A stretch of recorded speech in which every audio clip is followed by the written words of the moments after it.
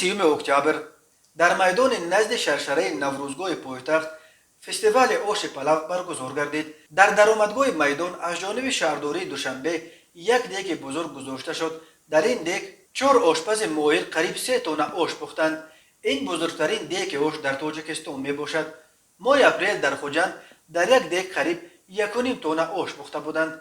برای پختن قریب 3 تن آش در یک دیگ در جشنواره آش پلو در دوشنبه 800 کیلوگرم برنج، 170 لیتر روغن، 270 کیلوگرم گوشت، 1 تن سبزی ریزه، 150 کیلوگرم پیاز، 3 کیلوگرم نمک، 8 کیلوگرم زیره، 3 کیلوگرم کشمش آشی، 8 کیلوگرم لیمو، 250 کیلوگرم تخم بدانه، 8 کیلوگرم سیر پیاز، 8 کیلوگرم قضی، 8 کیلوگرم گوشت خشک کرده شده را استفاده کردند.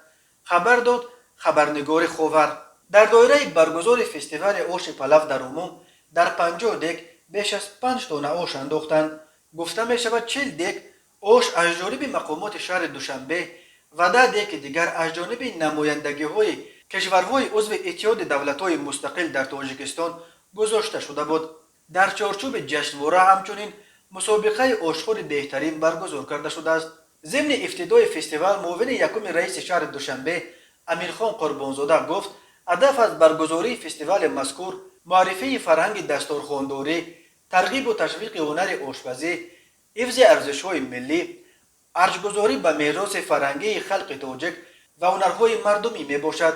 ذکر کرده شد که آش پلو محبوب ترین طعام مردم تاجیک بوده آن را شاه طعام‌ها نیز نام میبرند. سال 2016 آش پلو از جانب یونسکو برای خط بهترین نمونه های فرهنگ غیر مادی جهانی درآورده شد.